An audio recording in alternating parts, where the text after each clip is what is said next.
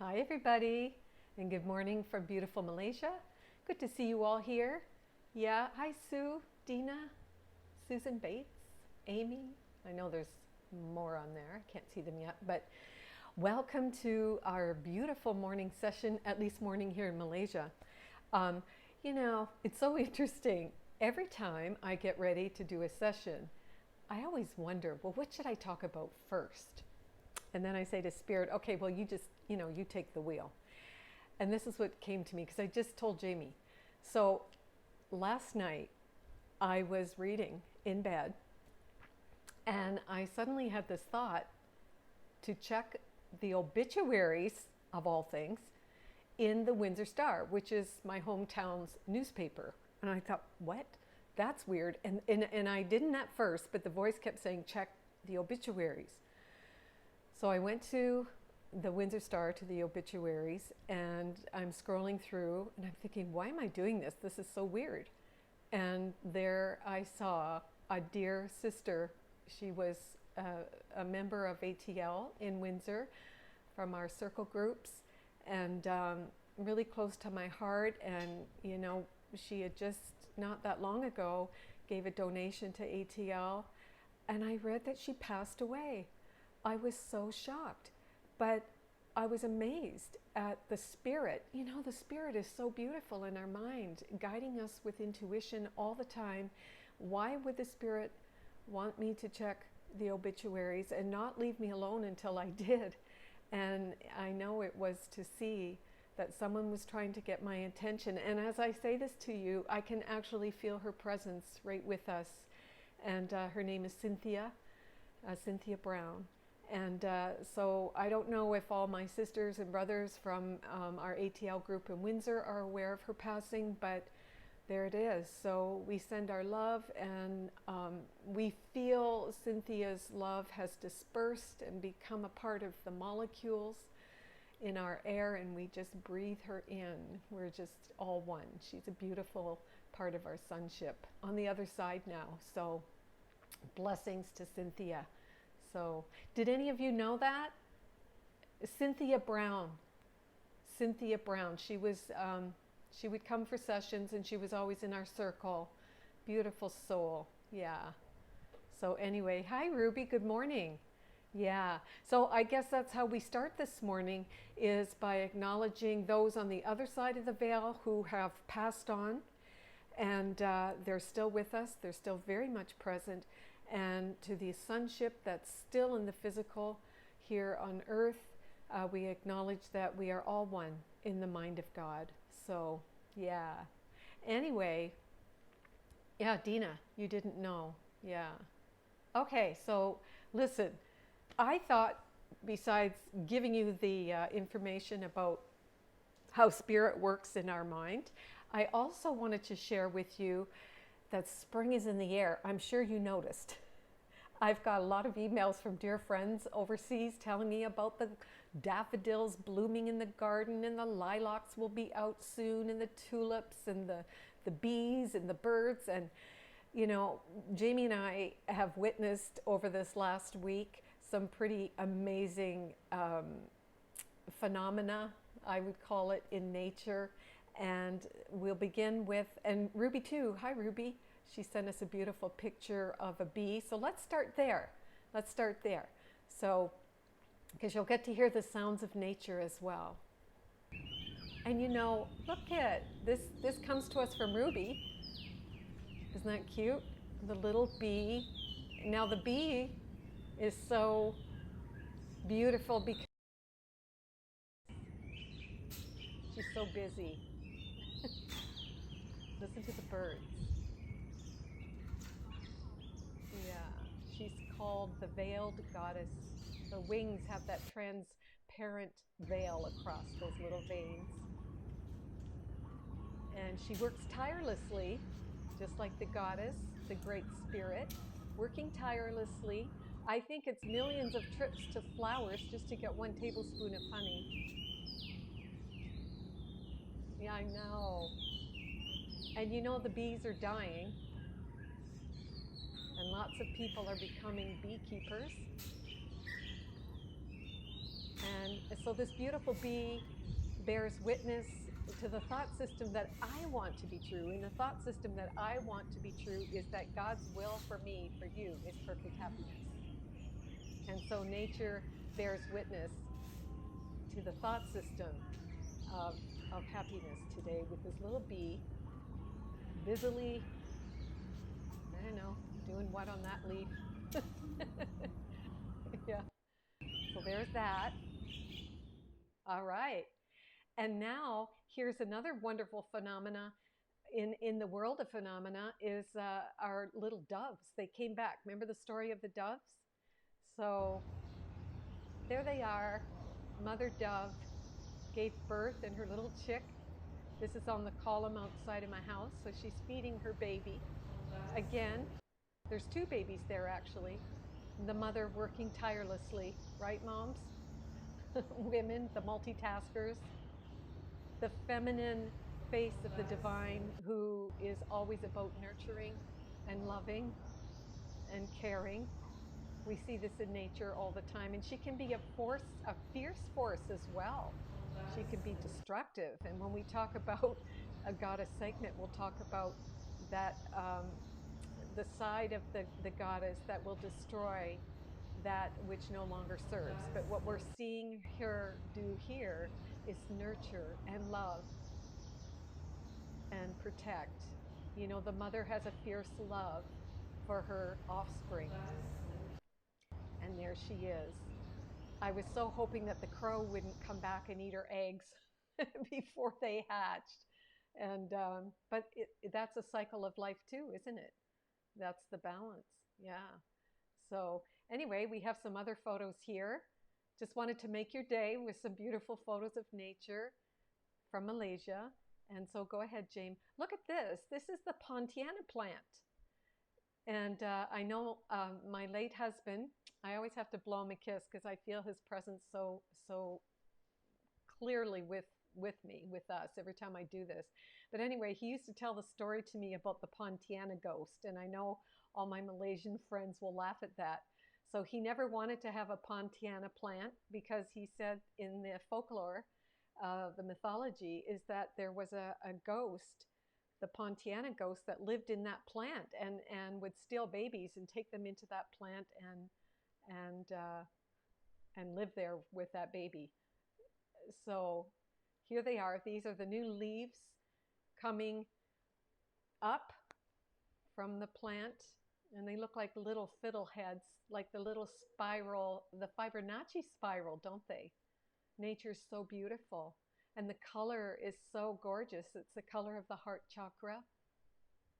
And I don't know, springtime is so lovely because it's a new beginning. It's fresh. It's a fresh start. It's always represented by the first house of the zodiac, which is Aries. And what other pictures do you have there for us, James? Any other nature pictures? Oh, and there's the beautiful, I don't know what that flower is called, but look at that color. That is so beautiful.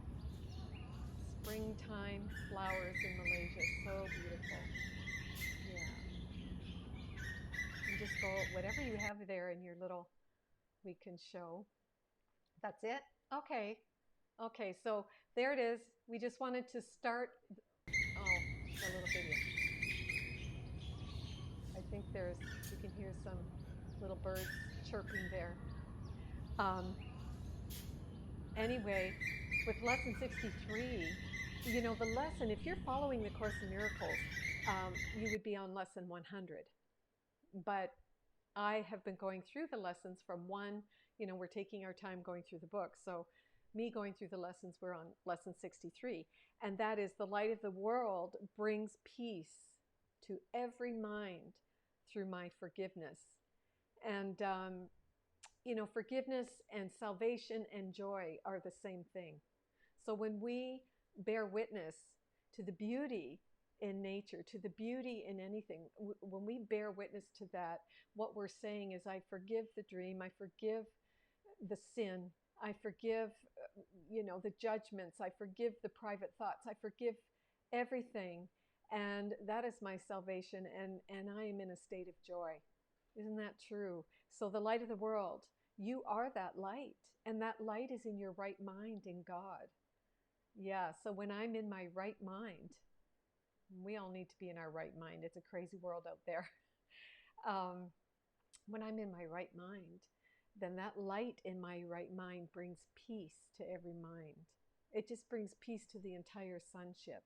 Because when we get in conscious contact with the spirit in our right mind, that's like a ripple effect. We're not just doing it for ourselves, we're doing it for the entire sonship to bring peace on earth. So we'll get into that lesson. But for all you astrology students, it's a new moon today. Got my moon on. Although it's a crescent moon, that's okay. And my shirt with my little moon symbols. Um, but it is a new moon. And I wanted to bring that into our talk with the Course in Miracles, because we can link that up really, really good, because the astrology is simply, it's a symbol, isn't it? It's something that we can use from the world of phenomena to help us wake up. So it's a wonderful tool. So it's a new moon today, April the 11th. And for all the astrology students, those that have been following me, we have a major stellium. Remember what a stellium is? It's two or more planets in the same sign or the same house. And today we have, you ready for this? 5 planets in Aries. Now, I don't know how you felt this week, but I talked to a lot of people this week that were having mini meltdowns. A lot of emotional stuff was coming up. I remember the axiom from Hermes, as above, so below. So these planetary energies are simply reflections of what's happening in our minds, because the planets are actually the chakras, and it's all connected. Everything is connected. So we have 5 planets in Aries. So Aries it's that first house of the zodiac. And the new moon is in Aries, which is the first new moon after the spring equinox, after the astrological new year. Aries is a cardinal sign, which means it's initiating a new beginning. A new beginning. That's why springtime is about seeds sprouting. Everything is coming up new. It is symbolic of an opportunity for you to manifest something, anything, maybe a project that you've been working on, or to have the courage and the strength of will and the action to do what it takes to move that project forward. This is all Aries energy. And so with the new moon in Aries, it's sitting right beside the sun in Aries, and that's sitting right beside Mercury in Aries. Now, Mercury represents the mind, your thought processes, how you communicate. It represents your community, traveling about, domestic travel. It's in Aries. Beside that is Venus. Venus is the desire to harmonize. It's the desire for love and peace and joy. That's right beside Mercury. But here's the one that's causing all the havoc. How can you not say things are interconnected? Chiron, that little asteroid planet, is in Aries with all of these other planets and luminaries, sun and the moon. And Chiron is that wounded healer. So Chiron in Aries is bringing up your deepest, darkest fears and insecurities, your fear of rejection, your fears of someone getting ahead of you, and you're not going to be as good as somebody else. It's bringing up all the insecurities, because Chiron is the wounded inner self. And that wounded inner self is the little girl in you or the little boy in you that got programmed from the time of conception till 7 years old. It's in the subconscious, in the unconscious.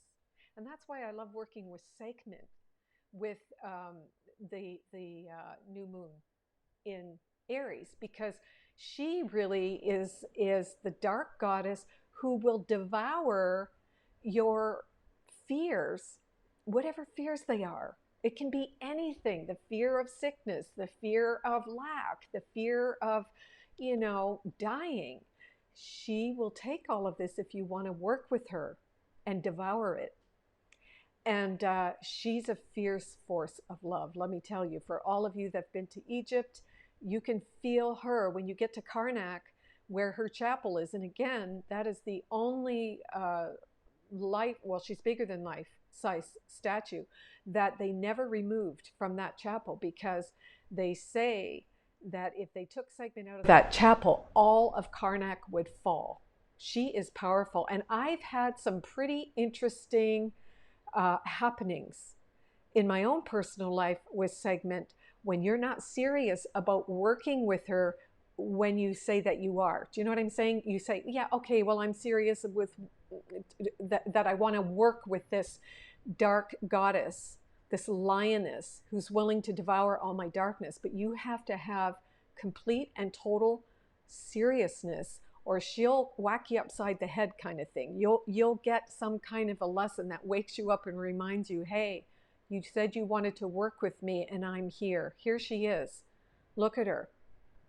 And, everything in the dream world is a symbol. So she is a symbol of the fierce mother goddess, the Holy Spirit, you could say, the side of the spirit that is going to walk with you every step of the way as you face your demons, your inner personal demons. She will be there.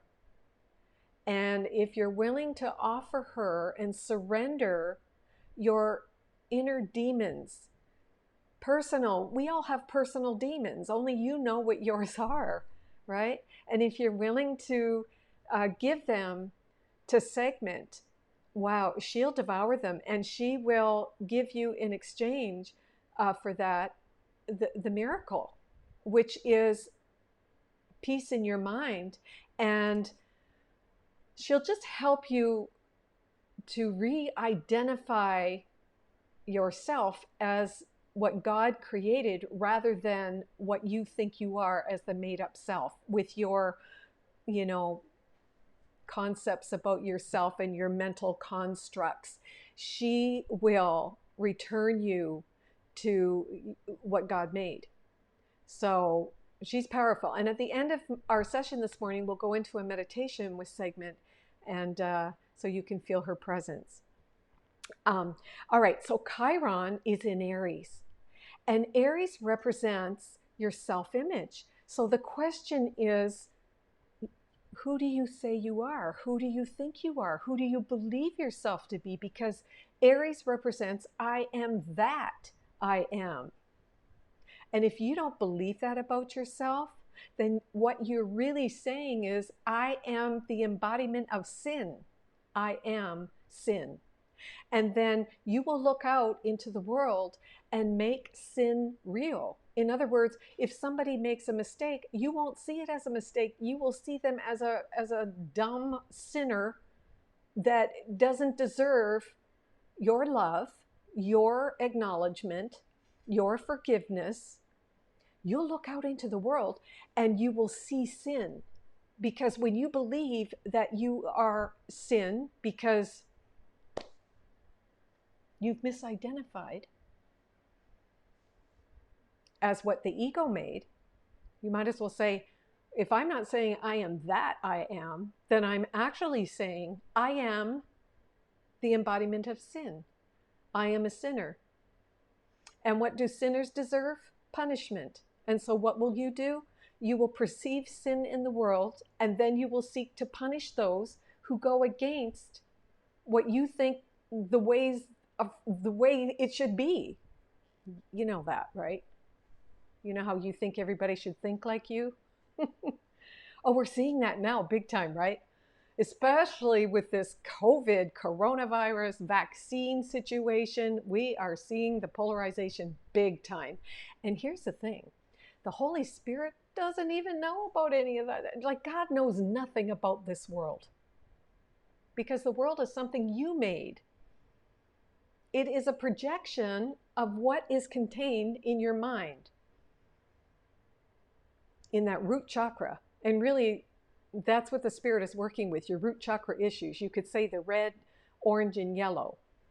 The root chakra, the sacral chakra, and the solar plexus, which is a container of your subconscious beliefs and your unconscious nonsense that you're not aware enough. So to just stay on the surface isn't enough. The spirit's going to take you deep into the mind and allow everything to come up. That's what we're seeing in the world. You are seeing, I am seeing whatever I'm afraid of, I am seeing out there in the world the fear and my desire to be the embodiment of sin. I am seeing it in the world, and now I'm blaming the world. Oh man, the split mind doesn't get that. The split mind just doesn't get it. But the spirit in your right mind will help you to see clearly. She will help you to understand, because understanding is not something that comes from the ego's mind. See, you try to figure things out in this world, right? You try to figure out why that happened. Why is there this? Why is there that? Why did they say what they did? Why this? You cannot figure things out in darkness. Understanding comes from right-mindedness, from the light in your mind. When you are one with the light, you have understanding. And everything in this world is a projection of fear. And when you wake up and you know yourself as what God made, what God created, you will see that everything that's happening in this world are people scrambling around in the dark, making fear real, making sin real, making the dream real, and the person that's one with God says, this is all meaningless. It's all meaningless, and I'm going to stay true to the I am that I am. And listen, guys, it's not like we don't do anything when we stay true to the I am. It's quite the opposite. When you are in alignment with the God presence in your mind, you make nothing wrong. You're in a state of joy. And if you're doing the lessons according to the year, from January 1st, you'd be on lesson 100. And in that lesson, it says, God's will for me is perfect happiness. And then it says, why should you choose to go against his will? Why? It says God's messengers are joyous. So if you are in your right mind, you are saying, I am that I am because God willed that for me. And I am God's messenger. And so I'm going to be happy.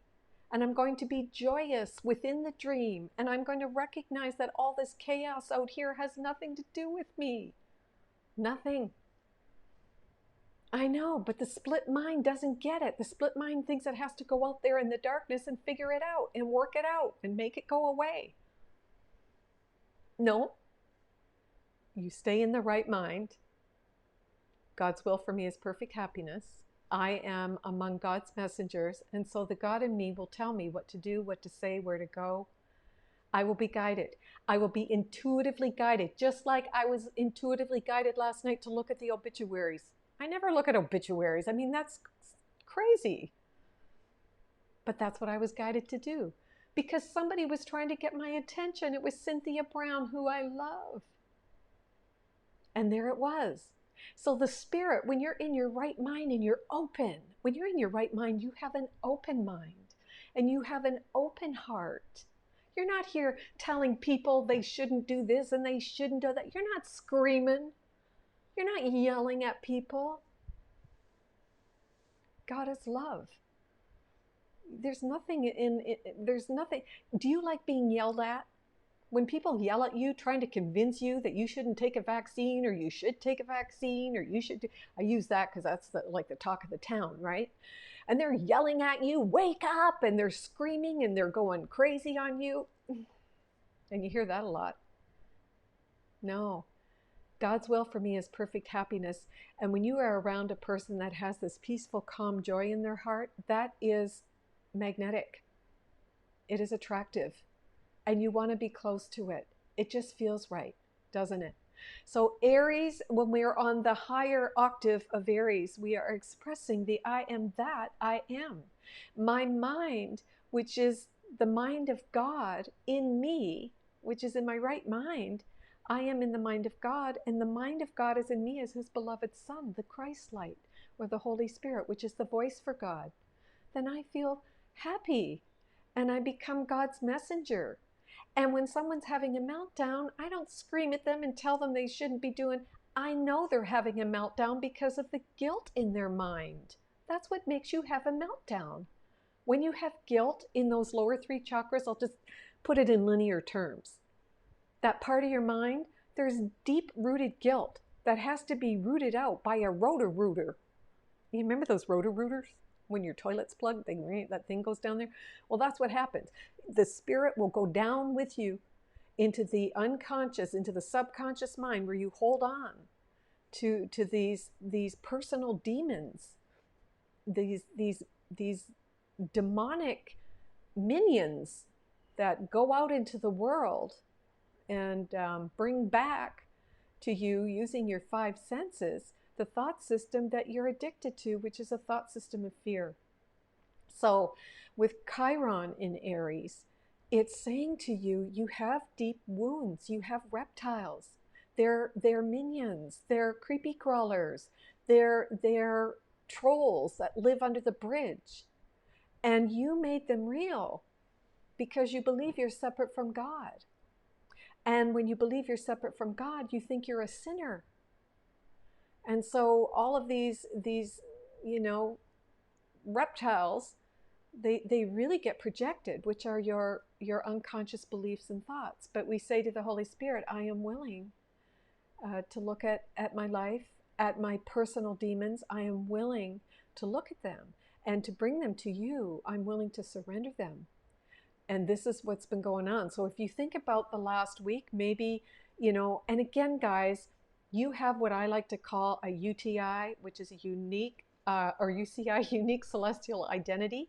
Unique celestial identity. Each of us is a blueprint. We have a certain blueprint that we're playing out, and it's our karma that we're coming to terms with, and it's transcending, the darkness in our mind. You have a unique celestial identity, and that is your horoscope.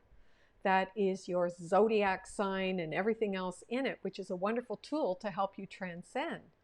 So wherever Aries is in your chart, whatever house Aries occupies, now you know that, guys, all the astrology people out there from house 1 through 12, look on the cusp where Aries is, that's where you've been affected. But for the collective consciousness, it is the first house. So your self-image this week has really been affected by these energies. They are playing out in your own personal life. And Chiron says, if you can look at your wounds, which is your unconscious fear. If you have fear, you believe in sin. That's huge, guys. That really is. Just look at what you're afraid of. You might as well say, I'm a sinner, because fear and sin are one. There cannot be fear where God is. There is no sin where God is. You are the embodiment of incorruptible innocence. And that is in your right mind with the Spirit in God. So look at your fear. Whatever you are afraid of, look at that. These are your personal demons. Fear is the lack of love, just like darkness is the absence of light. And so we have to turn that light on in our mind, in those lower chakras, and look at our own personal demons. And Chiron is the wounded healer. So wherever you're wounded, you give that to the Spirit, and she transcends it. She transmutes it and gives you in exchange the miracle, where you are able to see that that served. It served you. It got you here where you are healed. That's why a lot of people who, let's say they've struggled with addiction and they overcome that addiction, they can become wonderful healers for those that are struggling with addiction because they have an understanding, because the light is on. So you want to look at the darkness. And so Chiron is that little asteroid that's there as the wounded healer who came on board in the 70s as we began to wake up to this new age of Aquarius, asking you, don't blame anyone. Don't point the fingers. It's not your parents that did it to you. It's none of it. None of it. I mean, your environmental conditions. Okay, so we have a story, right? We all have a story. But now it's up to us to go within and look at those personal demons and where you're wounded. Seriously, be very serious and say, you know what? I'm sick and tired of being sick and tired, because that's what, actually, you know what? That's Goddess Sekhmet. She works with people who are sick and tired of being sick and tired. She works with people who say, enough, enough. There she is. When you stand in front of that goddess and you say, oh my God, I am so tired of complaining. Maybe that's your demon. Or I have an attachment to my body image. Maybe that's your demon. Demons are fear. Anything that is not peace is fear in the mind. Or maybe you have a fear of dying. You stand in front of that goddess and those piercing eyes of hers and the strength of a lioness, she will work with you. Yeah. So this is a day where you really make that decision, as we are in the new beginning, to say, not that you have to look at a million things, just look at that one thing that really has you, it's just pulling you down, and you know what that one thing is. Work with that, and we'll bring that to the goddess. All right? Okay, so we got Chiron. So can you see those 5 planets in Aries? Bizarre. So a lot of Aries energy there. Mars, this is the planet of action. And by the way, Sekhmet she works with Mars because Mars is action. Mars, oh, there we are, me and Jamie. Ooh, my hair's dark. Yeah, it's before I just let it go naturally gray. Oh my goodness. And there's beautiful Jamie. And that's in Karnak in the chapel of Sekhmet. Beautiful. We'll get there. We'll get there. Yeah. So Mars is in Gemini, the sign of communication. Mars gives you action. So you might have to be careful how you're communicating. There may be a tendency to be a little sharp tongue or a little impatient or quick, to impulsive. That Mars can give you that energy. But on the other side of that, because remember, everything has a polarity, Mars can give you the strength. It can give you patience. It can give you the capacity to really take action on something that needs to move forward. We have Jupiter in Aquarius. Jupiter is the beautiful planet of abundance. It's the beautiful planet of the guru. It's a planet of enthusiasm, and it's in Aquarius, which symbolizes community and our outside world, our friends, our dreams, our wishes, our visions for the future. So this is the year, because Jupiter makes a 12-month transit, and it stays in one sign for 12 months at a time. So we have an opportunity this year with Jupiter in Aquarius to ask yourself, what do I envision for my life? What do I want to be true in my life? Where do I see myself? And that's Jupiter. It's expansive, and it gives you that enthusiasm. So dreams, hopes, and wishes, go there. Think about that. Saturn, well, Saturn's a taskmaster, and Saturn's in Aquarius as well. And Saturn, he just keeps bringing you over and over and over again the lessons that you need to learn before you can move to the next level. That's why we don't really like Saturn. But without Saturn, you would never evolve, because Saturn really gives you one upside the head and says, hey, you've got to look at this square in the face. He says you have to face your truth. You have to face what's going on in your life. You have to be responsible and accountable for the choices that you're making. And once you get that, if I keep slapping someone and they keep slapping me back, it's not them slapping me back, it's that I slapped first. So Saturn will keep bringing those lessons. And he too is in Aquarius, and he'll be there in Aquarius for 2.5 years before he moves into the next sign. Uranus is in Taurus, and again, Uranus is bringing us a lot of change. Taurus is to do with money. It's the banking system. It has to do with your personal possessions.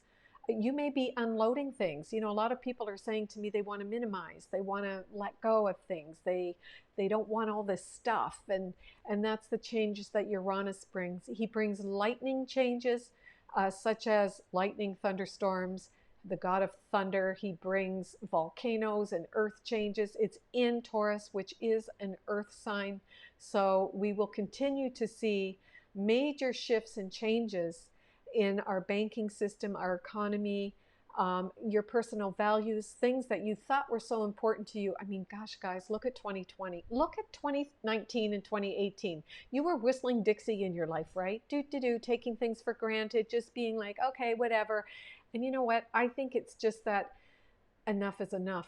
We couldn't keep going the way it was going. It was becoming so bizarre. And then we got slapped with COVID.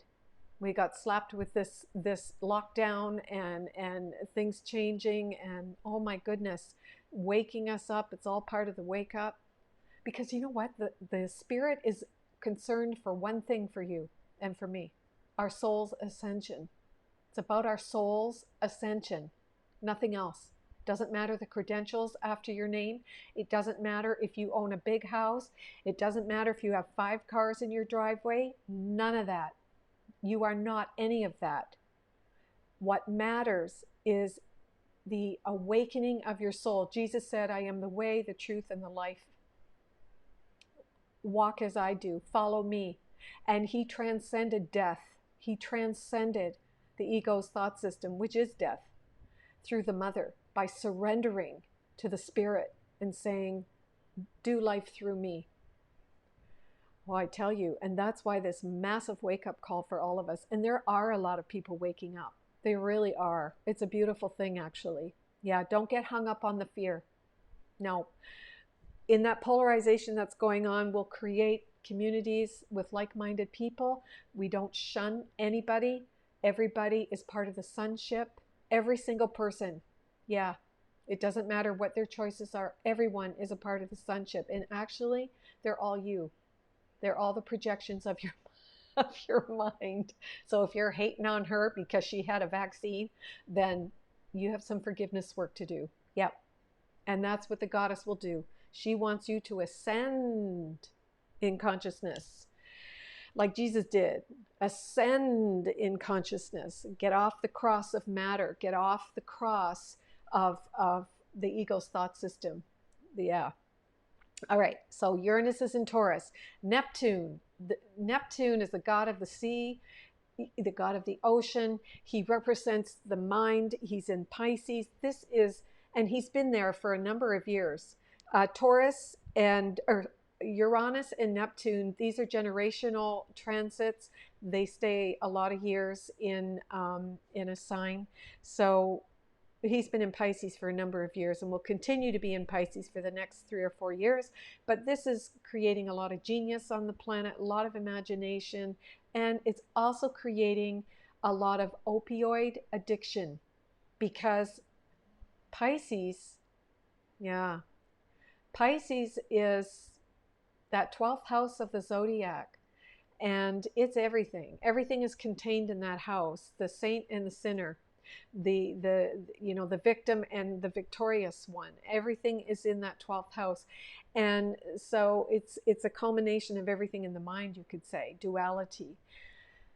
And we do one of two things with that. We get really spiritual and we hook up to our God self, to our right mind, to the Holy Spirit in our right mind that's in God, or we take drugs and escape. Can you see the addiction to opioids that's on the planet? it is bizarre. It is crazy.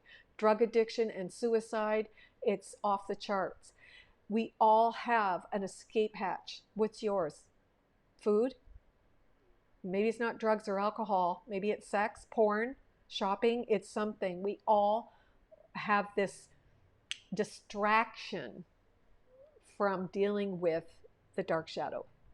We use something so we don't have to deal. And otherwise, if you're hooked up, you're creating and you're joyous and you're like the bee going to the flower for nectar. It's a beautiful thing. So it's all about hooking up to our God self. Then we have Pluto. That is the other planet this segment works with. Mars and Pluto. Pluto is the planet of transformation. There's just no joke with Pluto. It's raw power. And Pluto is in Capricorn. And Capricorn, as you know, rules the 10th house in the natural horoscope. And that has to do with governments. So our governments are being transformed with Pluto. Things are being shifted, moved around. And in your own life, wherever Capricorn is, in your chart, whatever house Capricorn is on the cusp of that house, you're doing some major transformational work. Pluto is the wrecking ball. He tears things down to build it up. He is death and rebirth. And that is what Sekhmet is. She is the death of who you think you are. Put that to rest. Get off the cross and ascend. And she is the rebirth. And she works with Mars as well, which means you have to take action. No more talking about, okay, I have this reptile, this personal demon called selfishness. No more talking about it. It's about, let me be kind. Let me be compassionate. She wants you to move forward with that. So, and then we have the North Node, which is in Gemini. That's going to shift next year, but it's still in Gemini. So, and that's an astrology class. So I won't go into that. But anyway, so remember, the new moon is about new beginnings. It's in Aries, cardinal, fire. It's the first thought of God, let there be light. I am. It's God and his beloved son. And then you got this idea in your head, I wonder what it would be like to live a life without God. That's the tiny mad idea that entered into the mind of God's son, where you began to think loveless thoughts, and the separation occurred in your mind. It never occurred. It's the dream, right? So when we dream the dream of, I wonder what it would be like to be my own God. Well, that's when the games began. And now you created, I am not that. And you had a made up me with all your concepts and mental constructs and your private thoughts, so-called private thoughts, and all this stuff, and and live in fear. Fear, fear, fear. Fear became the word of the day, and you're a sinner in your own mind, and everyone else is a sinner, and it's hell. That's just hell. But on the other side, the first house of the zodiac, the I am that I am, is saying, I placed in your mind the Comforter, the Holy Spirit. The minute you thought, I wonder what it would be like to think without God, boom, the Spirit is with you right there in your right mind. I am that I am. And when I know that, then I live in a state of health.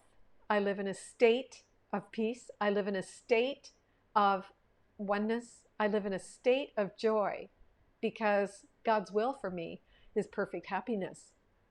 And we are choosing between the two. So that first house is where we're at.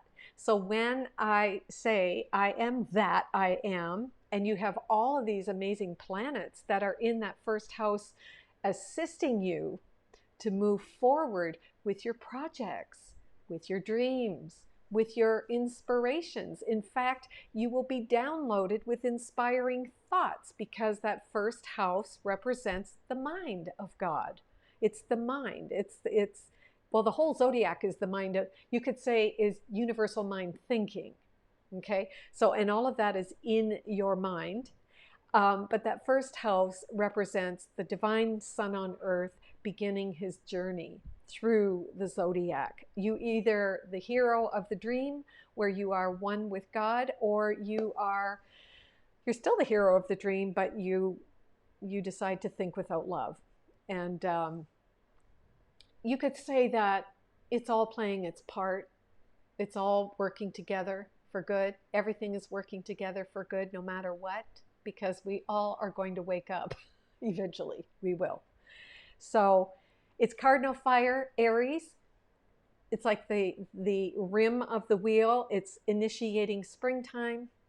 It's beginning a new astrological year. It's the first new moon after the equinox. Seeds are beginning to sprout. Bees are flying about. Babies are being born, little chicks in nature. All kinds of new beginnings are everywhere. And so maybe you want to have a fresh start. Maybe you want to begin again. Yeah. All right. I also want to tell you that in the constellations, Aries rules the head. Well, Orion is the constellation, and Orion is the head, which is Aries, and that's for all the astrology people that have followed me for the last year. So we are in Orion. When you're in Egypt, the three pyramids are the three stars of Orion's belt, and it is the I am. I think Jamie has a picture of it there. So the call for today with the new moon in Aries is to say, I believe in myself with a capital S, S-E-L-F, my higher self. I believe in myself. That's where you want to go with this new moon. And then to say, I am willing to look at my personal demons. I'm willing to look at what I know, the repetitive pattern of behavior that's and I don't like it about myself. I want to root it out. And so we'll use Goddess Sekhmet as our rotor-rooter to help us. There it is. There it is. Yeah, Orion represents Aries. Yeah, because Osiris is associated with Orion, and Osiris is God on earth, is divine man, you could say. Just like you and me. It's beautiful. It's just, they're all symbols, guys. Because some people get really intellectual about the Course, and they're like, well, why do you even talk about that stuff if only love is real? And I love what Jesus says in the book. He says the Course in Miracles was written for intellectuals, people that are all wrapped up in their head. Yeah, and it's through the practice of the lessons that we get into the heart, and we open up to everything that's available for us in this world of phenomena. We're able to see, all the symbols and use them to help us awaken to truth. I am that I am. Okay? The other thing I wanted to mention for all of you that have studied astrology is Pluto, the planet of transformation, and Venus. They're in a square, guys, and you remember that conversation of square is intense. It's an intense conversation. It's a difficult aspect, all right? When Venus is in Aries, she becomes more analytical. So again, maybe you've been analyzing a situation too much this week. The energies of that. You're in, analyzing. And when you're in the mind analyzing, you're in love or fear. You're in fear. Analyzing the situation out here, blah, blah, blah. Her heart desires are also challenged when she's in Aries. Yeah, so Venus is in Aries. Now, Pluto is in Capricorn. And so Pluto in Capricorn is asking you, it wants you to push through the darkness and ask yourself, what's blocking me from, moving forward with this dream, with this project, with this inspiring idea that I've had? I just can't seem to move forward. What's blocking me? That's Pluto, because Pluto is transformation. And remember, Goddess Sekhmet she is Pluto and Mars. So she'll work with you with that. What can you release? What needs to be released? What information are you thriving on that you just don't need to be? And that could, excuse me, that could be, you know, a lot of people are thriving on watching YouTube videos about the vaccine or the COVID situation, or they're all wrapped up in the conspiracy or whatever it is. I use that because that's the talk of the town, the talk of the day. Isn't it time to let go of that? Who cares? If you're in your right mind, you will be guided. So what information do you just need to let go of? You need to release that. It's just information, and it's boggling your mind. It's just polluting your mind, right?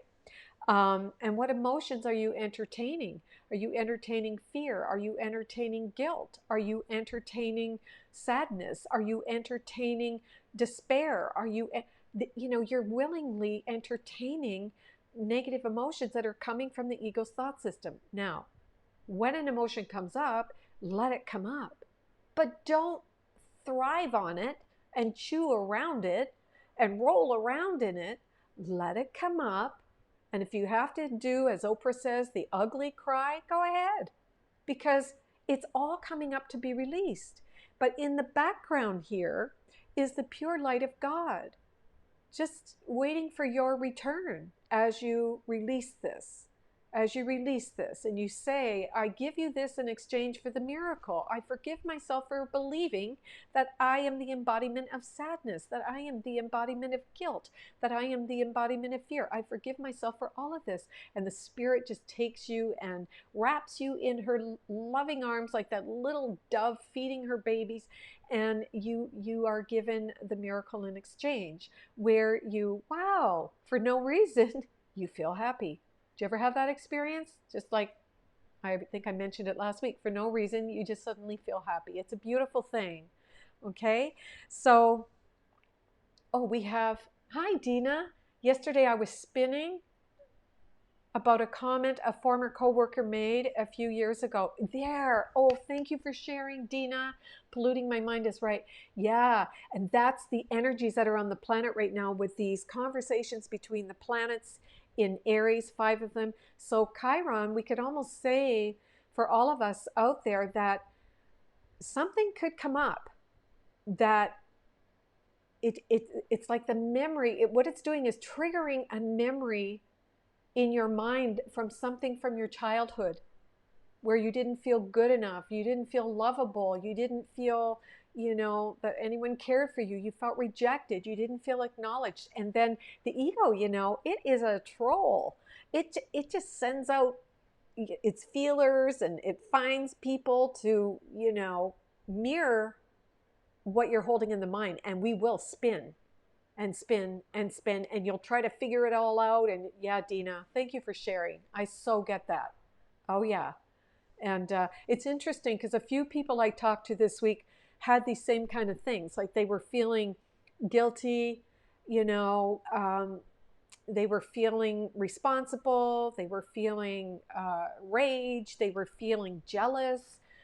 All these different feelings were coming up. And this is the energies that are out there, you could say, in the world of symbols, to reflect what's unforgiven. And what's unforgiven in us is the belief in sin, the belief that I actually pulled it off. I left God. I actually pulled it off. That's what you believe. And when you believe you actually pulled it off and separated from God, now you're just the house of sin. And you'll get witnesses to that. And then you'll spin and try to figure it out in that darkness. So I love that, Dina. We give it to the light, and in exchange for the miracle. Beautiful, beautiful. So yeah, you may have exactly that. In my notes, here's what I wrote for you, Dina. Actually, that's so interesting. Maybe you had something happen from someone else. Someone on the outside triggered you to feel certain emotions. and you say to yourself, you know what? I don't need this anymore. I don't need this. I'm going to move on. I'm moving on. Because Venus is about relationships. So Venus in the first house becomes analytical, but Venus naturally rules Libra, which is the seventh house of relationships. So a lot of the stuff that's happening with the people that I talked to this week, they were in relationships with people. Someone else who said something, who did something, something happened, and they felt what they felt. Exactly what you're saying, Dina. Yeah. So we have to release what's bothering us by seeing the gift in it. So we ask ourselves then, Dina, what is the gift? What is the gift that me spinning on this drama, what is the gift that I see in that? And that's the Venus in the first house of Aries, along with Chiron, because there is a gift within that wound, and that's what we want to look at. And the gift is when I see it differently. I can see it differently. And what is that? I return to love.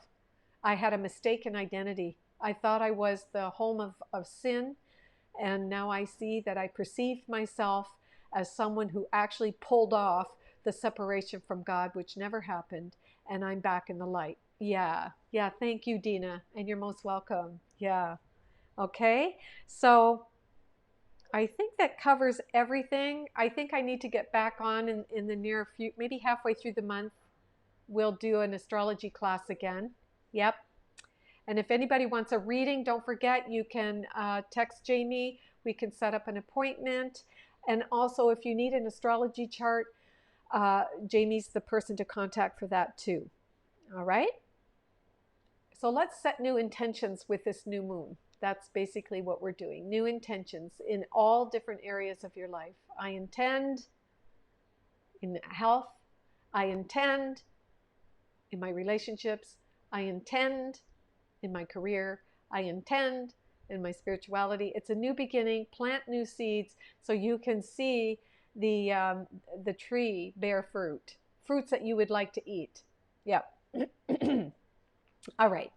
Well, let's move on to talking about the bees, unless anyone has a question about new moon. Okay, we have a question here. Kobe says, this is true in my past, my marriage experience, the abuse, neglect, unloving experience is surfacing so suddenly and has taken over me. Oh, hi, Kogi. Good to see you. Exactly that. Exactly that. You know, in the dream world, we just have these wonderful symbols to reflect what's unhealed in the mind. And we call it Venus, we call it Mars, we call it Pluto, but they're just reflections of what's not looked at within us. As that's it's such a beautiful tool. And then what you do is let it come up and say, what's the healing gift here? In this wound, what did I learn? You know, what needs to be forgiven? What do I need to give forth and let go? What do I need to release? And really want happiness for yourself. Really want that. Remember I said last week that we're so crazy. We keep resisting happiness. We just like to get into the drama. It's like, oh, did you hear the latest? You know, we get into the drama.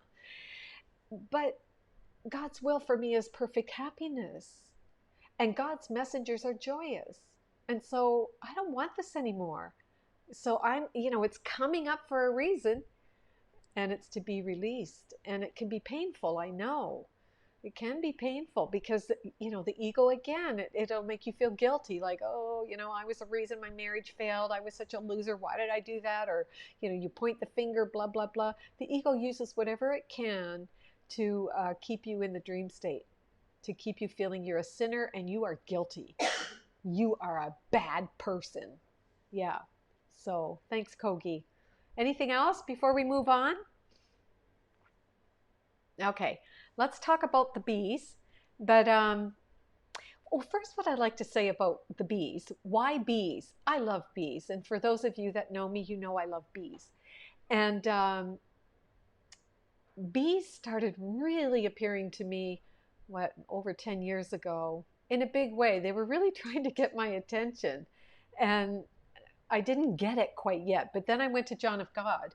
And when I was at John of God, the Spirit said, you need to play the frame drum. I thought, what? Drum? I play piano, not drum. But I thought, okay, frame drum. I didn't even know what a frame drum was. The only drums I knew is like you take two sticks and, right? So I came back and I discovered, I got a drum. What is that called?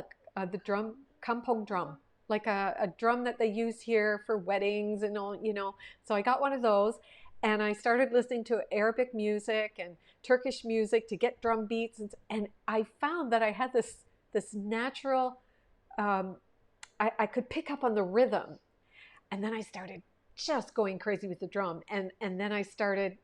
A book came into my life called When the Drummers Were Women. When the Drummers Were Women. And I read that book and I discovered that the drum is connected with the bee. And then that set me down a path, and I started reading and researching. My goodness. So anyway, the drone of bees.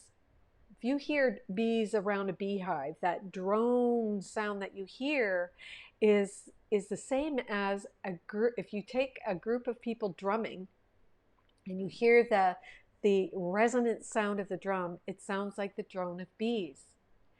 And the drum itself, the center of the drum is the bindu, just like the bindi dot. It's the emptiness from everything. Everything comes out of emptiness. So the different sounds of the drum are earth, water, fire, air. So the drum represented the goddess, and the bee represented the goddess. So in the matriarchal world, the drummers were women. They were not men. They were women, and they were bee priestesses. Isn't that amazing? And they were called the Melisai in the Greek or the Mediterranean world. They were the Melisai. And in the book of Hebrews, they were called the Deborahs. The Deborahs, in fact, Deborah means bee. So the bee priestesses were called Deborahs. Look at that. So the honeycomb is in her heart, which has room for everything. And the beehive, where the honeycomb is hexagonal shaped, which is like the Merkaba. And the little bees, the worker bees, the inside that little honeycomb or the beehive is the nursery.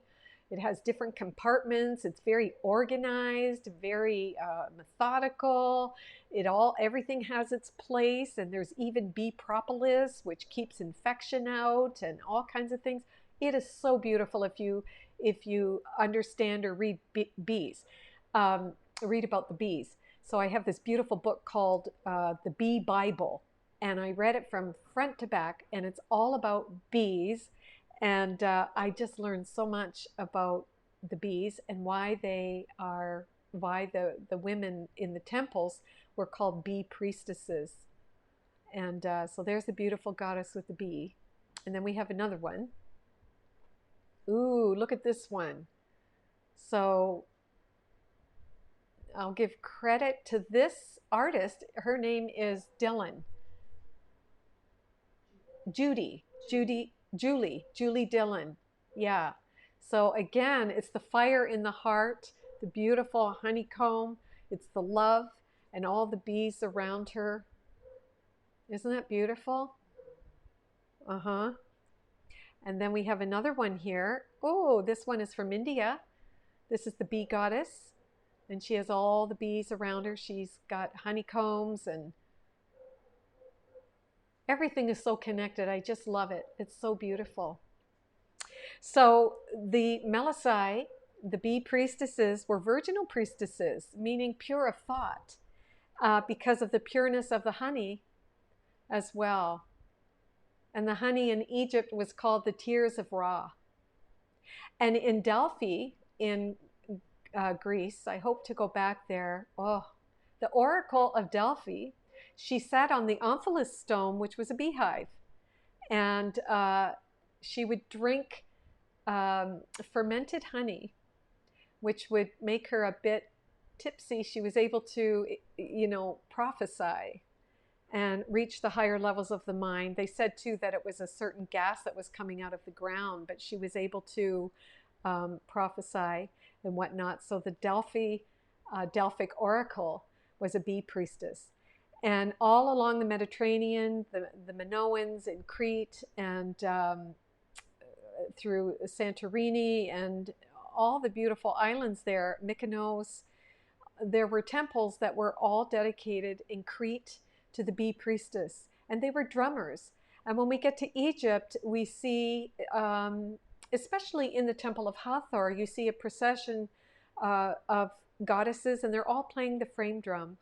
And you see bees on the columns of the temples, because when Egypt was a matriarchal society, the temples were run by females, by the bee priestesses, and it was very organized. They even had a mamasi outside the temple, which was where women would go to give birth. It was the birthing chamber, and it also had symbolic meaning as well. But it was organized just like a beehive. And so when you see a bee next time, maybe you'll see one today, just honor the bee, because she's the great goddess. She's the great mother who works tirelessly for honey.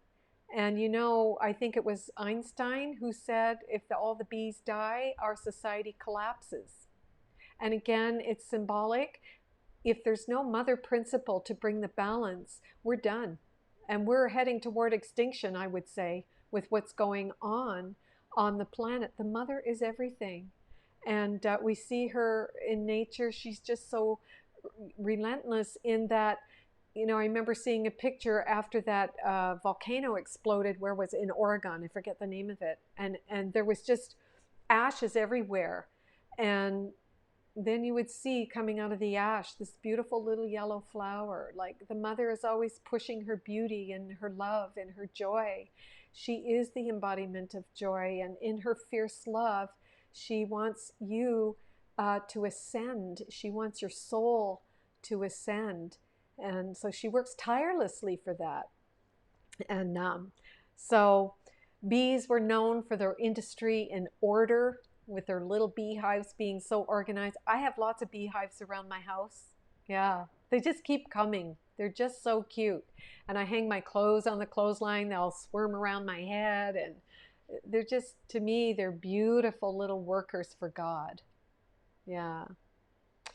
In ancient Egypt, I'm just referring to my notes here, the bee represented both royalty through the goddess Neith. Now, the goddess Neith was the original goddess of Egypt, and out of Neith came Isis. But goddess Neith, she represented the bee, and the bee also represented the sun. The solar god Ra, that was the bee.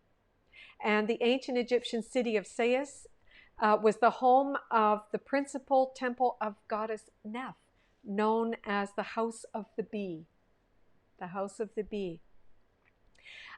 She was the protective deity of the pharaoh, and one of his royal titles was he of the sedge and bee. So the bees were just revered and honored, and the goddesses, the priests and the priestesses, they emulated the activity of the bee in being organized and structured, and everything had its place in the temples. The bees in ancient Egyptian were seen as solar symbols, and the golden amber color of their honey represented the tears of Ra. Yeah, the tears of Ra. And I don't know what it is. I forget what it said in my bee Bible, but I think the worker bees, they die after, it's like 28 days or 2 months or something. They work, all they do is work, and then they move on. Yep. There's also lots of folklore and tales about the bees in the Druid, in the Celtic tradition. In India, the god Vishnu is often seen with a blue bee, and I've seen that, resting on his forehead. Or he is depicted as a blue bee sitting on a lotus blossom, god Vishnu, which represents the goddess.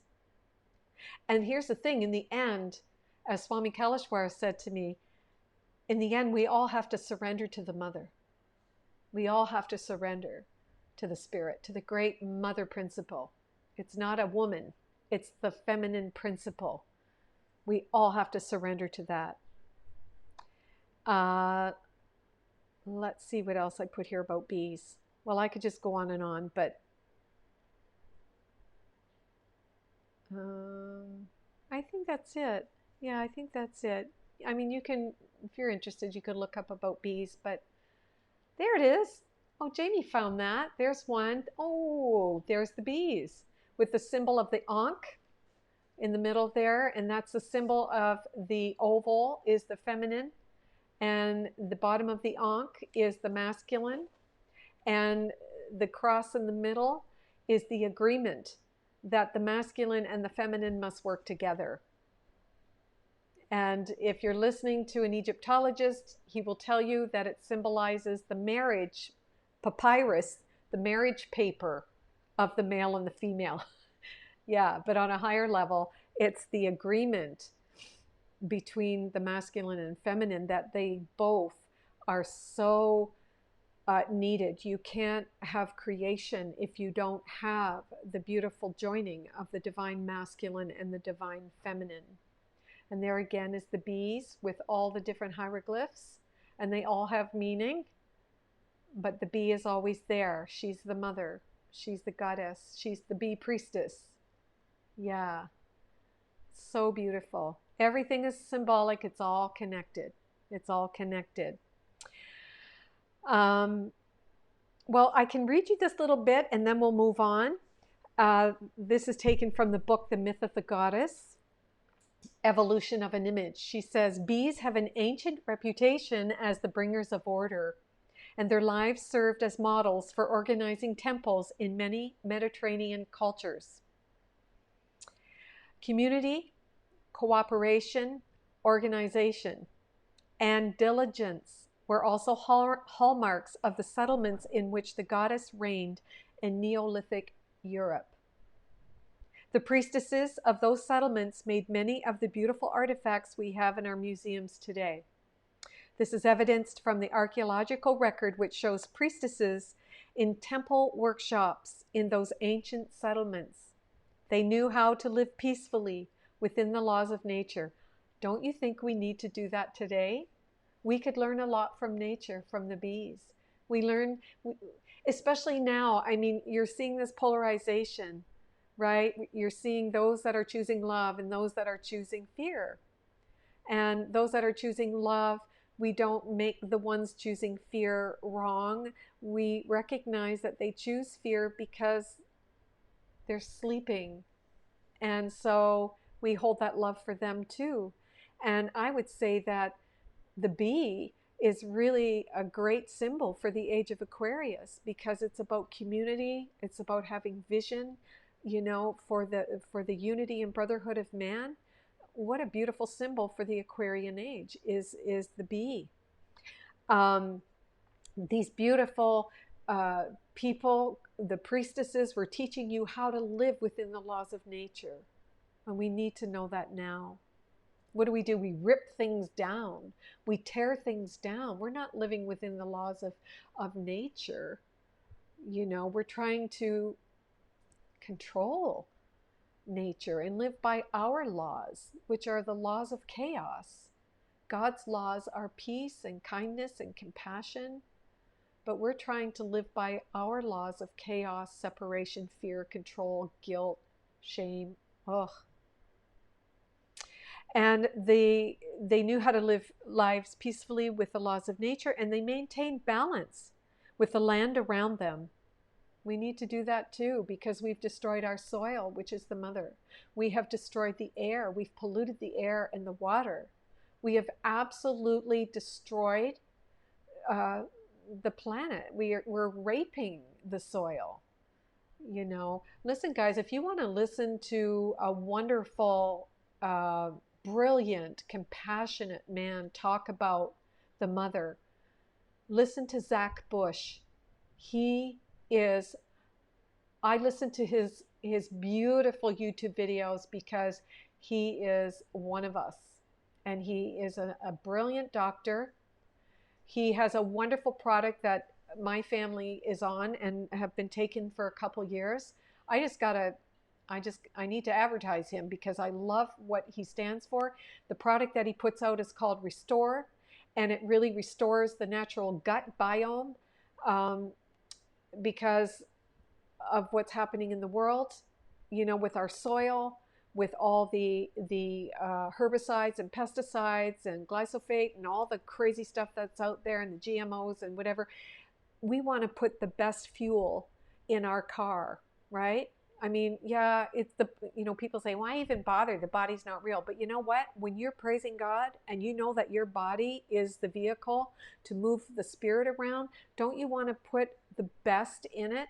So this product called Restore is like a probiotic. It's liquid and it builds your gut biome.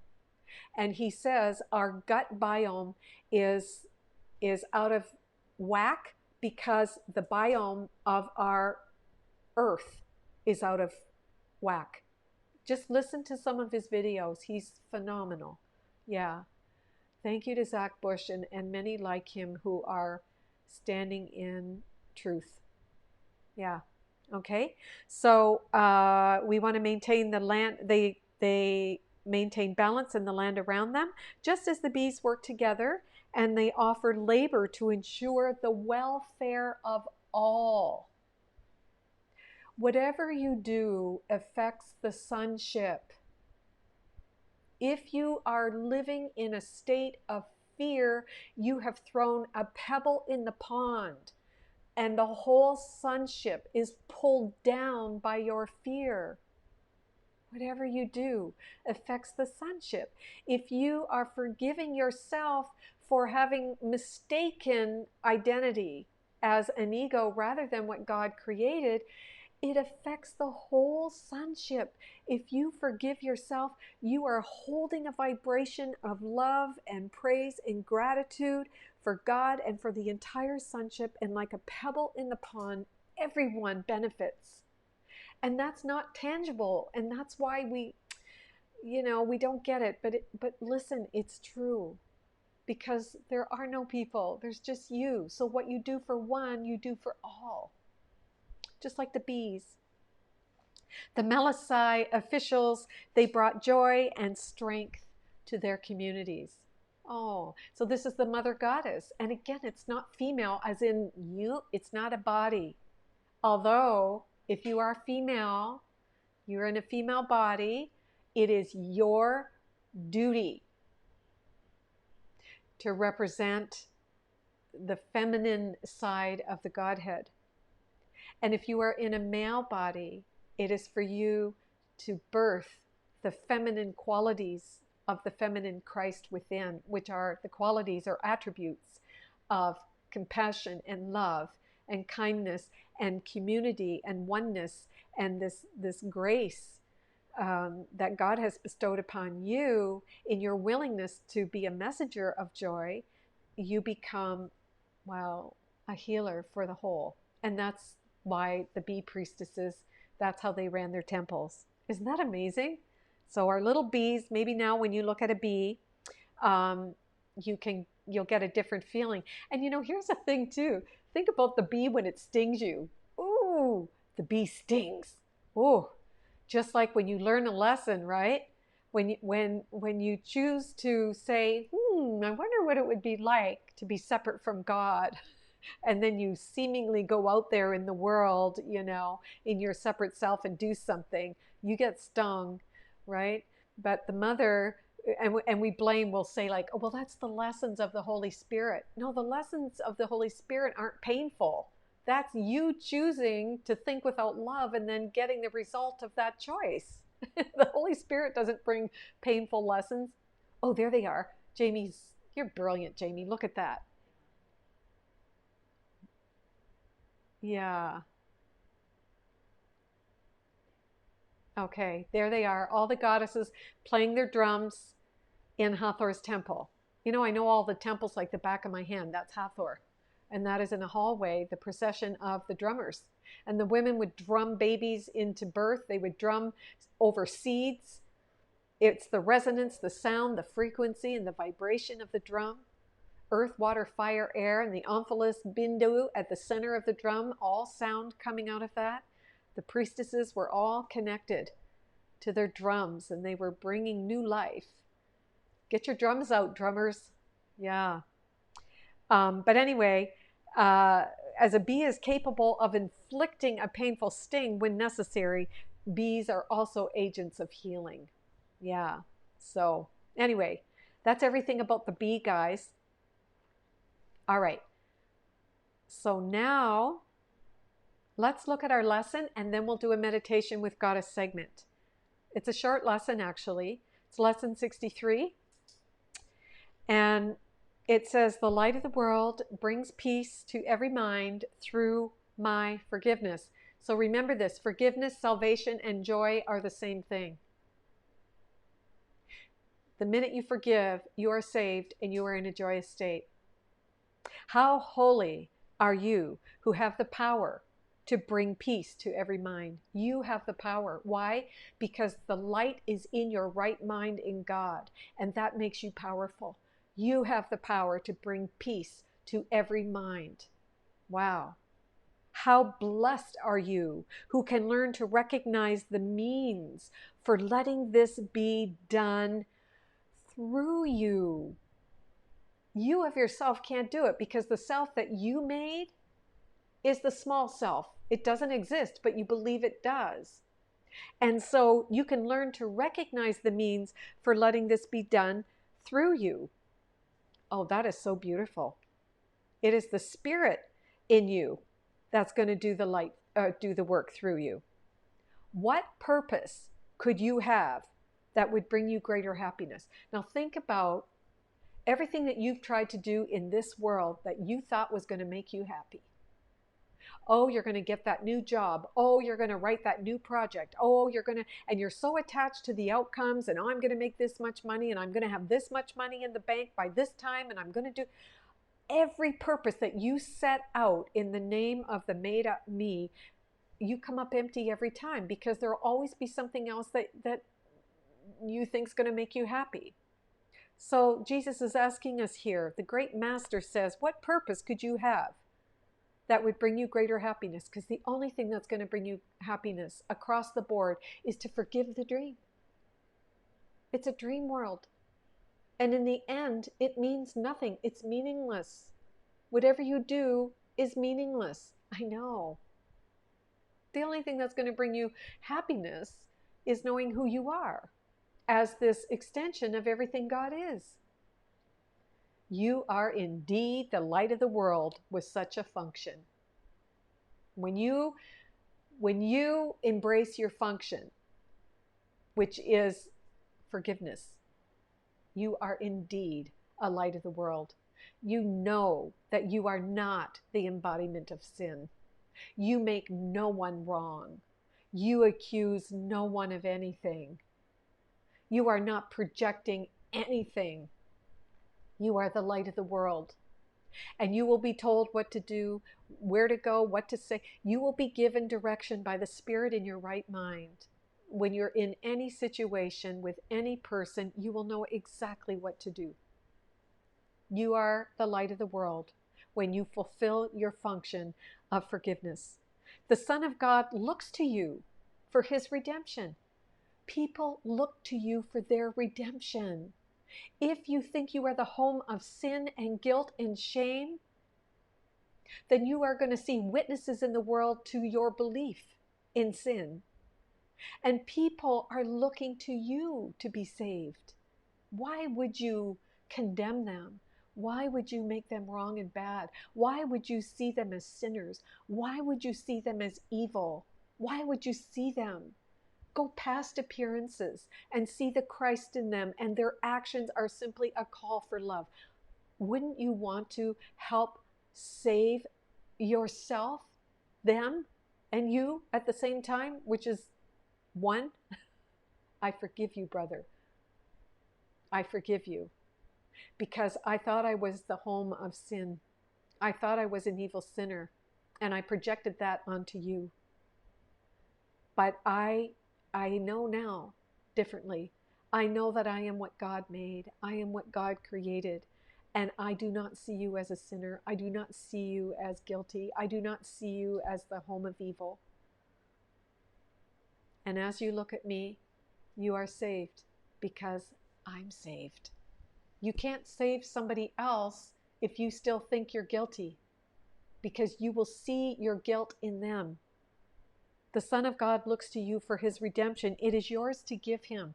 When you are saved because you are in your right mind, you can give it to him because it belongs to you. You get it. It's like saying, in the text, there is, I believe it's in chapter 5. Yeah. Chapter 5. Jesus says, you can't heal another person if you first don't know that you are healed, that you are one with God. There are many people, he says, that claim to be healers who have not healed themselves. Do you remember that in the text? Many people claim to be healers who have not healed themselves.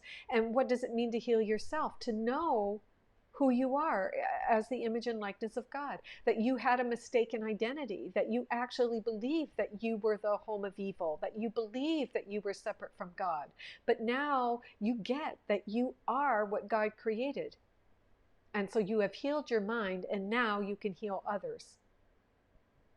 As long as you are seeing anything but love in other people, your mind isn't healed. Just look at the people you don't like. That's your mind not healed. Accept no trivial purpose or meaningless desire in its place. So don't be distracted by the trinkets of this world, thinking that, if I just get happy on the surface, I'm healed. No, you got to go deeper, because you're going to get someone that shows up as a witness to the thought system that you're still hanging on to. In fact, just look at your reaction to the COVID experience. That is a witness to the thought system that you want to be true. This whole drama that's playing out, everything that is triggering you is a witness to what is still contained in your mind. And if you buy into the ego's thought system, you get the whole kit and caboodle. Everything about the ego's thought system, lock, stock, and barrel, belong to you, which is contained in that is sickness and death and disease and decay and dying and guilt and shame and you name it. It's all in there. Accept no trivial purpose or meaningless desire in its place. So don't try to distract yourself by, putting lipstick on a skeleton. Or you will forget your function and leave the Son of God in hell. Oh my goodness. You're in hell when you're in wrong-mindedness, and you will not see your brothers as something God made. You will keep them in hell along with you. This is no idle request. Jesus is saying, the Master says, oh my God, this is not an idle request that's being asked of you. Make no mistake, you are being asked to accept salvation, that it may be yours to give. I forgive myself for my mistaken identity. And when I get it, I love you. I accept you. No judgment here. Recognizing the importance of this function, we will be happy to remember it very often today. We will begin the day by acknowledging it and close the day with a thought of it in our awareness. And throughout the day, we will repeat it as often as we can. And here it is. The light of the world brings peace to every mind through my forgiveness. I forgive myself for my mistaken identity. That's what you're doing. I am the means God has appointed for the salvation of the world, because I am that I am, which is in my right mind, a new beginning. Aries. If you close your eyes, you will probably find it easier to let the related thoughts come to you in the minute or two that you should devote to considering this. Don't, however, wait for such an opportunity. You don't have to close your eyes. No chance should be lost for reinforcing the idea for today. Remember that God's Son, all the people in your space, they're looking to you for their salvation. And who but yourself must be his son? Everybody is a part of the sonship, the one self in your right mind, one self with a capital S. Every person you meet is a part of the Christ mind. You can leave no one out, and they all look to you for redemption.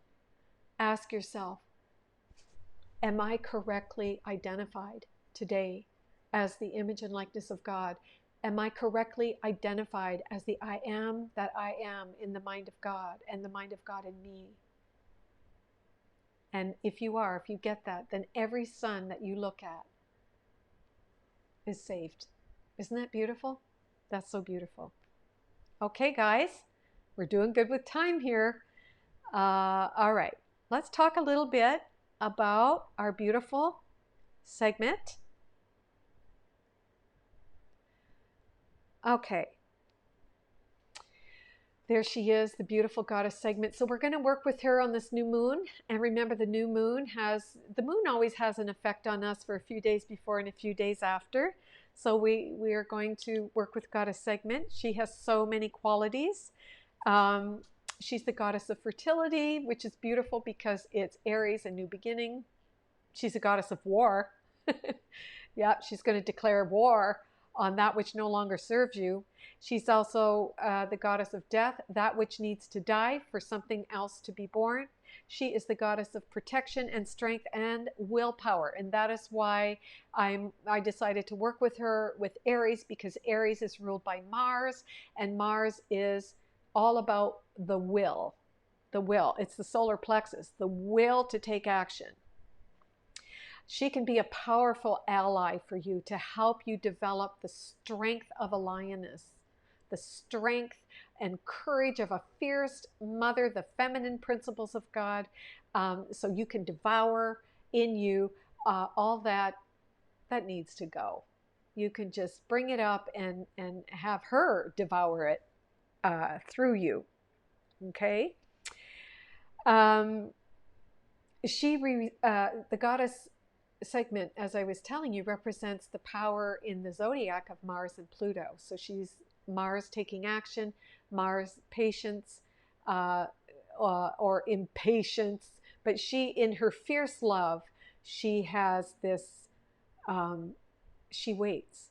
She waits. She has the patience to wait. But then she takes action immediately when you give up those limiting thoughts and beliefs that you're holding on to.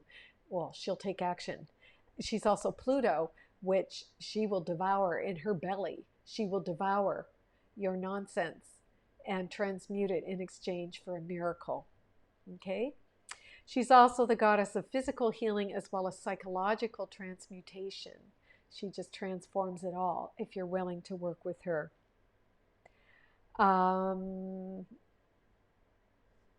I don't want to go too much into it because I want to take you into meditation. Okay, you know what? I think that there she is there. Oh, and look that's my late husband, Aaron.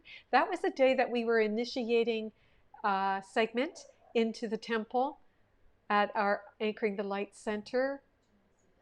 Oh, okay, yeah, just in 1 second, yeah. And we'll show the drums and all that too. So she came directly from Egypt. Our beautiful Hazem had her made. She's an exact replica of the goddess Sekhmet that comes from Karnak. So, and she's really powerful. I've had a lot of women who've had experiences standing in front of her. So that's Aaron. He came as well as we initiated her there, brought her into the tent. We consecrated her. That's what we did. All right, so that's her. And what else? Oh, here's our priestesses, our drummers.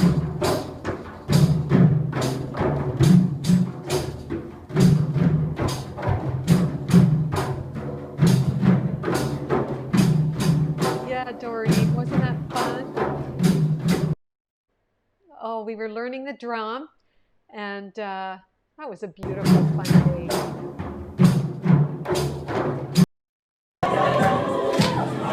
Oh, and there we're dancing and celebrating. Beautiful parent, a beautiful soul. Davey just happy celebrating the arrival of Goddess Sekhmet. Oh, Aaron, we love you so much. Yeah. Tiansu, we love Tiansu. Okay. Is that it, Jamie? Oh, thank you, Jamie, for finding all those amazing photos and videos. We really appreciate it. They're so amazing. She's always full of surprises. Okay, so are we ready to, we'll end our session with a meditation. It'll be a talking meditation, and we're going to invoke the powerful, devouring energy of Goddess Sekhmet. Okay, so with that, just go ahead and close your eyes.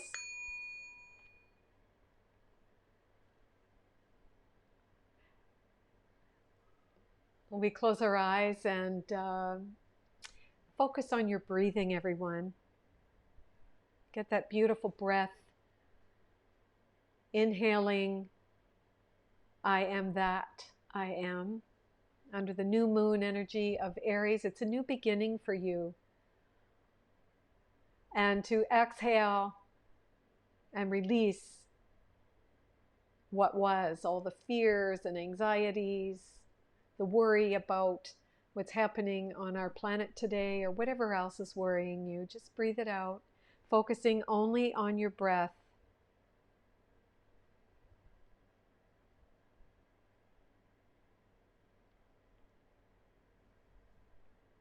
Breathing in love and breathing out fear.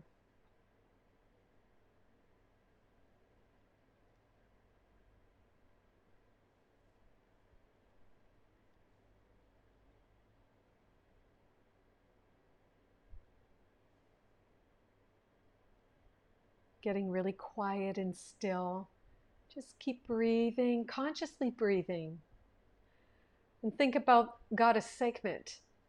See if you can get a visual of her in your third eye.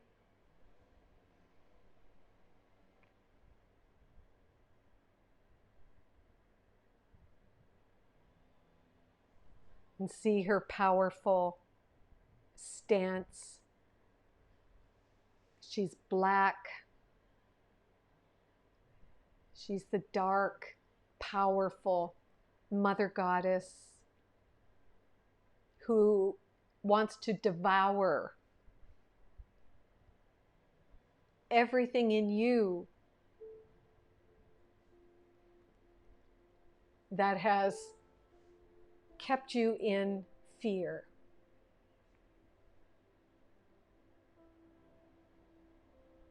She is an ancient Mother Goddess. She was on our earth during Lemuria, a time when the feminine and the masculine energies were harmonized. She has a honeycomb, you could say, in her heart, the divine hexagon, the Merkaba. Her light body is powerful, and her aura stretches miles around her. And when you come into her presence, you come into her light body.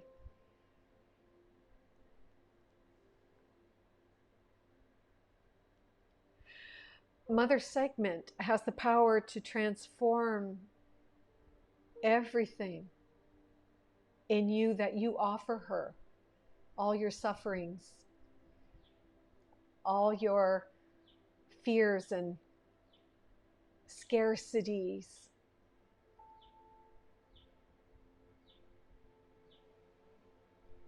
Just take a few minutes and look for things inside of you that you can transform with her. Just look at things inside of you that you can transform.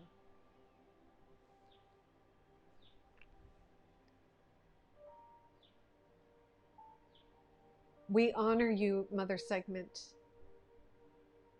and we invite you to assist us. I honor you and I invite you to assist me in this alchemical process of darkness to light.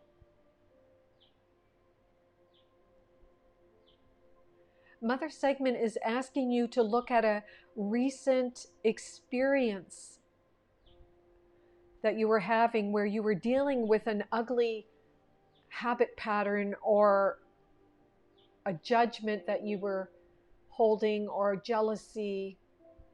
There was something going on. She wants you to look at a recent experience that you had.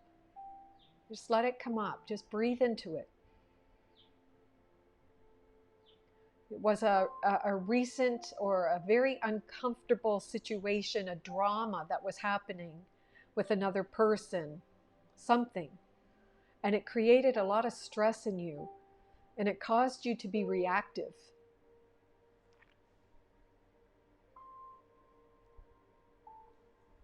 Because she wants you to own that everything in your consciousness, if it's not healed, will be projected onto someone else. And that's what's creating the insanity that you're feeling.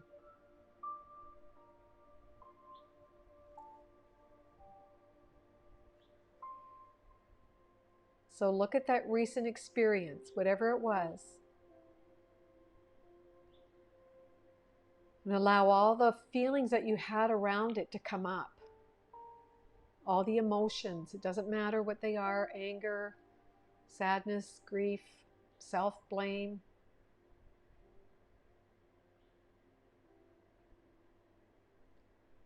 And feel Mother Sekhmet, she's tall, she's very tall, and she's towering over you.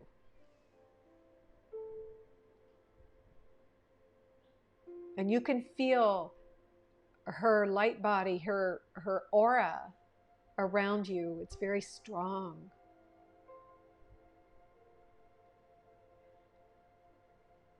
And she demands, you could say, your seriousness about this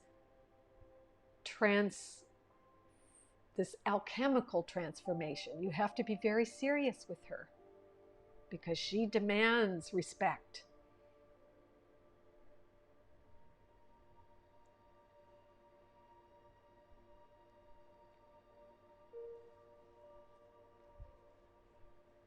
So you're looking at this recent experience, and you may have been blaming someone else. You may have been feeling responsible.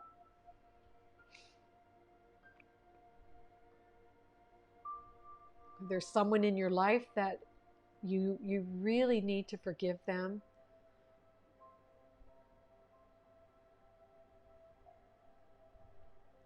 She seriously is asking you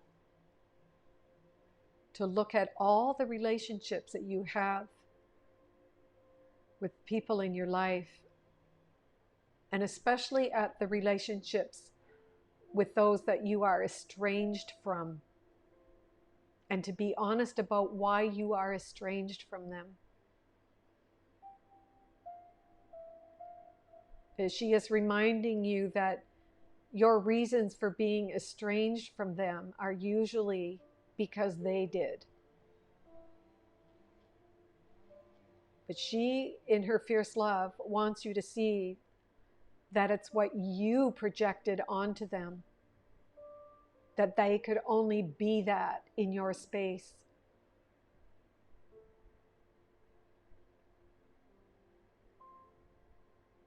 She reminds you that everything you see in experience is a mirror of what is contained in your unconscious mind. And you have to be willing to go deep beneath the surface of what you think it's all about, but to go deeper and to own how you got the results you are now experiencing. And it's by thinking with a wrong perception about yourself, about the self you made.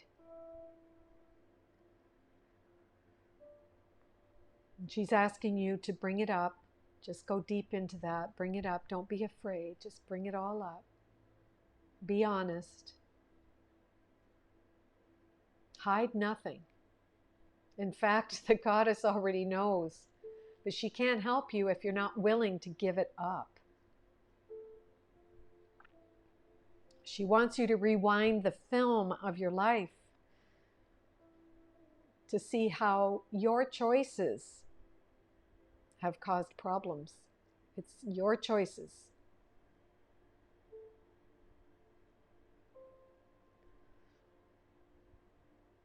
Continue to identify what you want to transform, emotional triggers,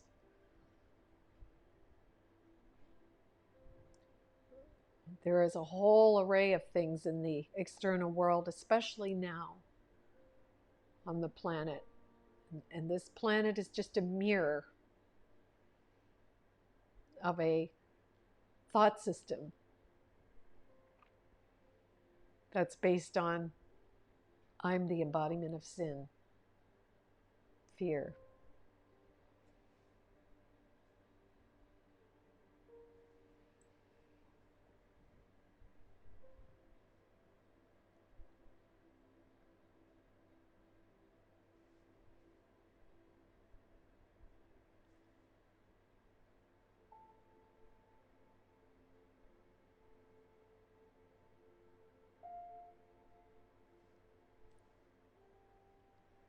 This beautiful segment is very actively committed to upholding.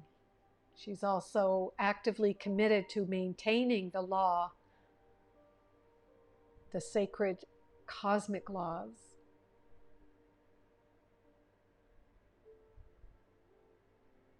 She's here to restore balance and order.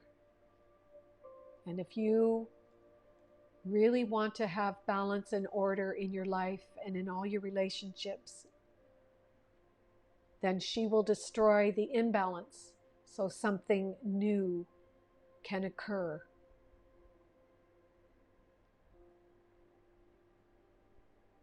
Her name means power, and she does carry the power to transform through action. And that action in you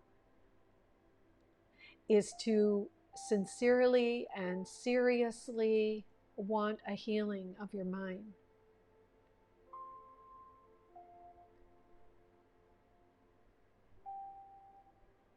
To allow whatever occurred in these experiences that caused you to be reactive to come to the surface. Because everything that's happening in your life, in the world, is something that's contained within yourself.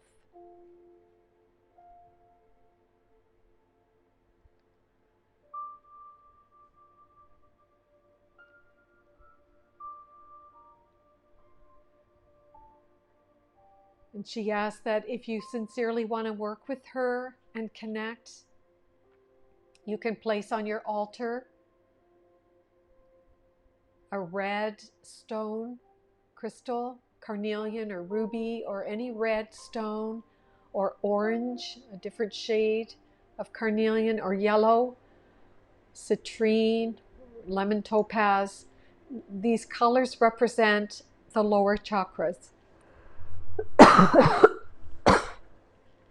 And she works with the lower chakras, with the root, the sacral, and the solar plexus. So these are her colors, red, orange, and yellow. She is the daughter of Ra, the sun god, and her beloved consort is Ptah, the creator god. And she is the transforming agent, the mother principle. And it was Jesus who said, I am the way, the truth, and the life. And I have transcended death. I have transcended the ego because of the mother. I surrender and I bow to the mother. Beloved Sekhmet, give me strength of mind to embody your attributes. Fierce love, fierce compassion, fierce understanding, fierce acknowledgement of my brother and sisters. Turn my heart into a honeycomb of divine Merkabahs, where the balance of the feminine and the masculine are in me now. Let the sweet nectar of honey run from my mind of God, through my chakras, turning my entire system into a beautiful golden elixir that radiates peace, kindness, grace, patience, forbearance. This is my desire, Mother Sekhmet. I am ready and sincere to be a humble devotee of your guidance. And if you wish to work with Mother Sekhmet for the next 2 weeks until the full moon, this would be wonderful. She's waiting for you. She's waiting for you.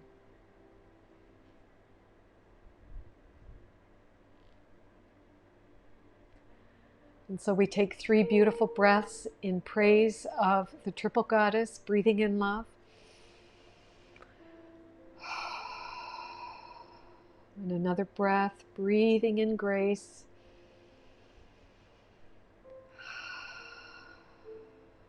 And that third breath of compassion.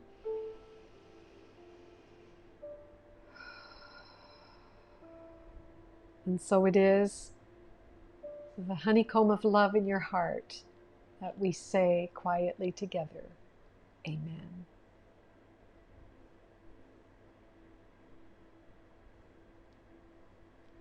And as you open your eyes, just take a look at the beautiful Mother Goddess that Jamie put on the screen. And the beautiful photons coming from the great central sun through the rays of light. Photons of divine intelligence, divine compassion, divine everything from God, coming through those rays of light into the goddess and out through her eyes and her heart into you. What a beautiful visual. With the moon being dark, it's an invitation to go deep within the psyche and have her with you the whole time as you let everything up. And you see that beautiful honeycomb, the hexagon, and that's in your heart. There's room for everyone in your heart. It's just so beautiful. That's a beautiful visual. There is an outpouring of light, guys, as our planet is in the galactic band of photon energy. The light is immense. It's so strong. And if you sit in meditation and take it in, these beautiful photons will just flood you with divine intelligence, divine everything. Yeah. So, okay. Hi, everyone. We're back. Okay. How did that feel? You ready to work with Sekhmet? Our full moon will be on the 26th of April, so we'll be back with something else. But I just think it's a beautiful beginning, a new beginning, working with this gorgeous, powerful, fierce mother in this aspect. And be ready to embody her divine attributes. And like those photons of light that were coming through her, through you, you send those photons of light out to the sonship. And like a ripple in a pond, you make a huge difference as a messenger of God's love. And that's so needed. Yeah. Okay, guys. Well, I love you all so much. You know I do. And I'm so grateful again for your contribution, mostly because of your light and your love and your willingness to show up and be a part of God's plan, and for your devotion and to the light, and for your gifts of kindness. Yeah, yeah. So until next Sunday, I wish you well. And for all of my friends on the other side of the world, I miss you guys in person so much. And I just miss being over in Canada. Yep. But we are grateful for technology, aren't we? And we're grateful to Jamie for bringing all this beauty to the screen for all of us to enjoy. And until next week, God bless you all. I send you a million hugs and kisses. See you in a few days. Bye, everyone.